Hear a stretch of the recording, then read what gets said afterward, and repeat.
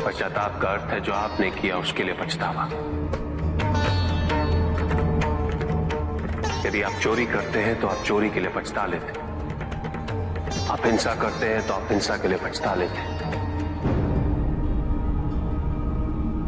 आपको दोष अपने दुष्कृत्य में अवश्य दिखता है, किंतु अपने आप में नहीं।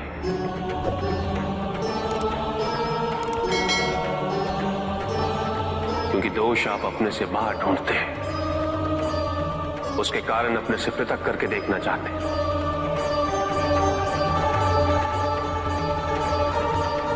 यदि आप ऐसा नहीं करेंगे तो अपने अहम को, अपने अहंकार को सुरक्षित कैसे रख पाएंगे? और इसके लिए सबसे सरल माध्यम बन जाता है पश्चाताप। तपस्या तो सभी करते हैं, किंतु केवल अपने स्वार्थ में। कोई भी ईश्वर को प्राप्त करने के लिए तपस्या नहीं करता।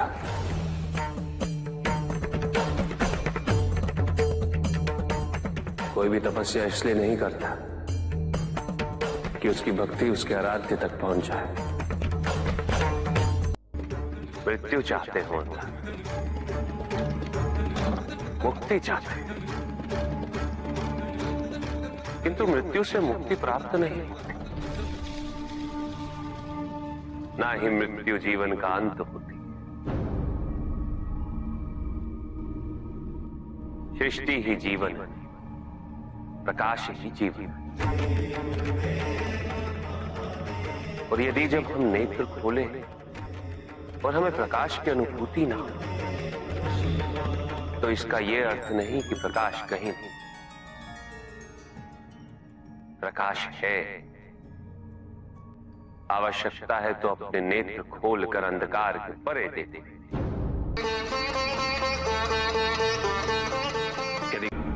इस संसार में उन्नति तभी संभव है जब इस संसार में समानता हो,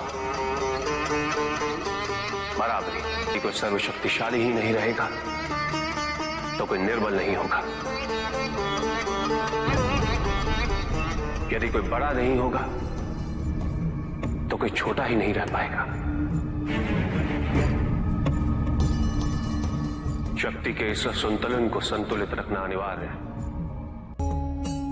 क्योंकि ईर्ष्यापूर्ण प्रवृत्ति व्यक्तिगत होती है। वो केवल अपने स्वार्थ, अपने उद्धार तक ही सीमित रहती है। ईर्ष्या ही वो विष है जो व्यक्ति के हृदय में ना हारने की महत्वाकांक्षा को जन्म देती। जीतने की इस व्यवस्था से ग्रसित मनुष्य धर्म अधर्म, न्याय अन्याय, उचित अनुचित का ज्ञान भूल जाता है।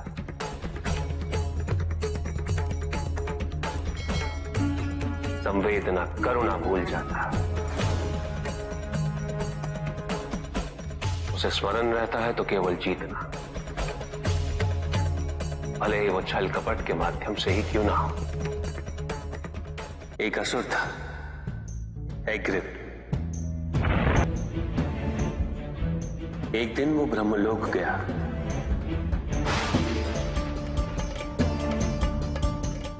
और बड़ी चालाकी से उसने ब्रह्मदेव से चारों वेद प्राप्त कर लिए।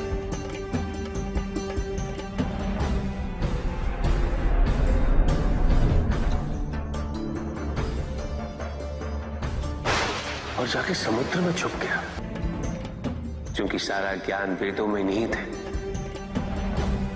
इसलिए संसार से सारा ज्ञान चला गया। जब अज्ञानता का अंधकार फैलता है तो अधर्म बढ़ने लगता है। भगवान विष्णु सब देख रहे थे। उन्हें ज्ञात था कि शीघ्र पृथ्वी लोक पर प्रलय आने वाला है। एग्रिप के साथ चारों वेद भी लुप्त होने का भय था। ब्रह्मदेव सृजन करता है। वेदों के अभाव में पुनर्जन्म की प्रक्रिया को पुनर्स्थापित करना अत्यंत कठिन।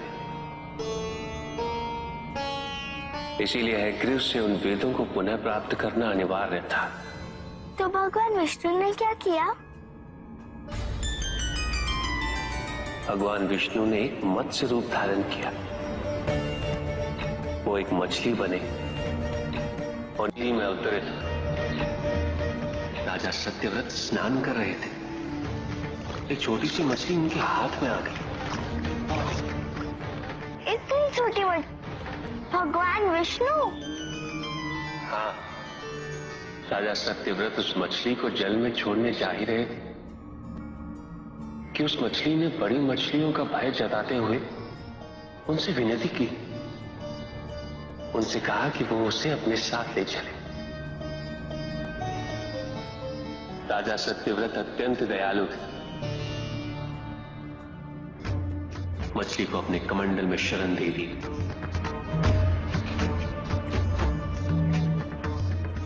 और अपने महल में ले गए। किंतु रात भर में मछली इतनी बड़ी हो गई कि कमंडल में रह पाना उसके लिए संभव ही नहीं था। और उसका बड़ा आकार देखने के पश्चात राजा सत्यव्रत ने उसे कमंडल में से निकालकर एक मटकी में डाल दिया। मटकी में डालने के पश्चात उसका आकार पुनः बड़ा हो गया। तो राजा सत्यव्रत ने उसे मटकी में से निकालकर एक सरोवर में रख दिया।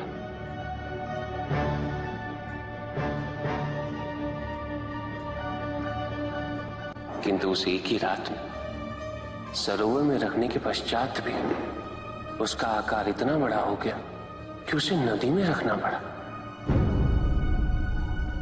किंतु नदी में रखने के पश्चात भी उसका आकार पुनः बड़ा हो और इतना बड़ा हो गया कि यदि उसे महासागर में नहीं रखा जाता तो उसकी मृत्यु निश्चित थी। राजा सत्यव्रत उसे महासागर की ओर ले गए।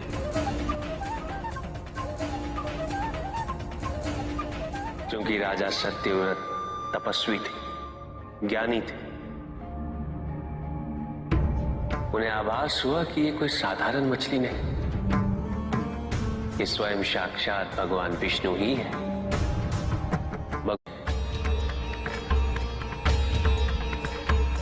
और अपने मत्स्य रूप में उन्होंने हैग्रीव को ढूंढ निकाला। उस दुष्ट का वध करके वेदों को पुनः प्राप्त कर लिया। तो क्या पहले आया?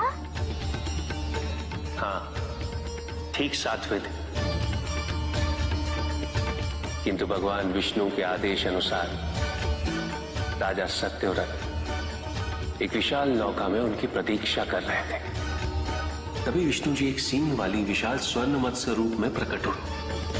नौका को मत्स्य से बांधते हेतु सर्पराज वासुकी का प्रयोग किया गया और विष्णु जी ने अपने वचन अनुसार उन सबको हिमालय तक सुरक्षित पहुंचाया, ताकि प्रलय के पश्चात वेदों के आधार पर संसार पुनः बसाया जा सके।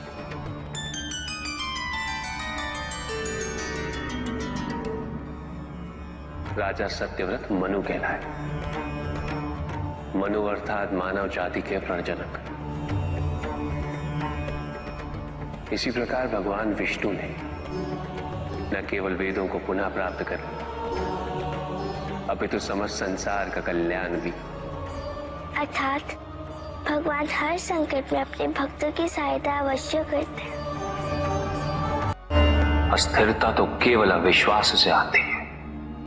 स्थिरता के लिए विश्वास अनिवार्य। विश्वास और शांति की निरंतरता बनाए रखना कैसे संभव है? इस नकारात्मकता का प्रसार हम कैसे रोकें प्रभु? केवल इस जागरूकता से कि सब कुछ अहम से संबद्ध नहीं। जब भी किसी व्यक्ति के कार्य में अहम भाव प्रबल हो तो अहंकार, व्यक्ति जैसा भी हो, उसे अस्तित्व केवल वैसा ही प्राप्त होता है। व्यक्ति यदि अपने कर्मों के लिए अपने को उत्तरदायी समझे तो वो स्वतंत्र था। जब तक व्यक्ति किसी और को उत्तरदायी समझेगा तब तक वो निर्भर रहेगा। व्यक्ति यदि ये सोचे कि उसके दुख का कारण कोई और है, तो सुखी कैसे रह पाएगा? यह असंभव है, क्योंकि दूसरों को परिवर्तित करना उसके वश में नहीं। वो तो केवल अपने आप को परिवर्तित कर सकता है। यही एक स्वतंत्रता है उसके पास। जो पीड़ा है, जो कष्ट है, वो व्यक्ति के अपने फल है, अपने निर्णय के फल। और जिस दिन वो अपने निर्णय परिवर्तित कर ले, उसी दिन उसके जीवन में परिवर्तन भी आ जाएगा। जिन्होंने जीवन के प्रति घृणा सिखाई, उन सभी व्यक्तियों ने पृथ्वी को नर्क बनाने में अपना योगदान दिया। इसलिए अधिकांश व्यक्ति अपने दोष, अपनी त्रुटियां और अपनी व्यर्थता को जीवन पर आरोपित कर मुक्त हो जाते। इस यात्रा में मैं प्रतिपल तुम्हारे साथ हूं। मुझे ढूंढो मत, केवल पहचानो, तुम ही मैं हूं, मैं ही तुम। हर आरंभ का मैं ही अंत हूं, और हर अंत सदैव मेरा ही आरंभ होगा। देव देव महादेव शिवा, देव देव महादेव शिवा। चंद्रमा उसी जल में प्रतिबिंबित होता है जो जल शांत हो, स्थिर हो। यही तो समस्या होती है मन की। मन कभी भी शांत नहीं हो पाता है। जहां शांति नहीं, वहां कुछ भी नहीं रुकता। समुद्र की लहरों की भांति विचारों का उपद्रव मन को निरंतर स्थिर रखता। कुछ भी सुनने और समझने के लिए मन का मौन रहना आवश्यक है, किंतु मन मौन रहना नहीं जानता। वो तो निरंतर कुछ ना कुछ कहता रहता, प्रतिपल शब्दों का आक्रमण चलता रहता है मन पर। और यही आक्रमण है जिसके कारण व्यक्ति कभी भी शब्दों के परे नहीं जा पाता। जहां जीवन की सत्यता का बोध उसकी प्रतीक्षा कर रहा होता। साथ छल तुम्हारी अपनी इच्छाओं ने किया है, तुम्हारे हट ने किया है, तुम्हारी अपनी सोच ने किया है। ये रहस्य नहीं कि प्रत्येक आत्मा मुक्ति की इच्छुक होती है। जो मरता है वो है पंचभूतों से निर्मित शरीर।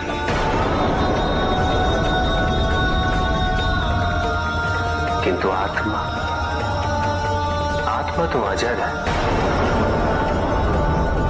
अमर है।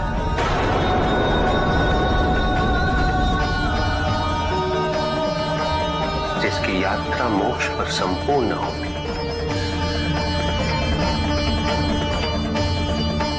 जहां सांसारिक बंधनों से व्यक्ति मुक्त हो जाता है।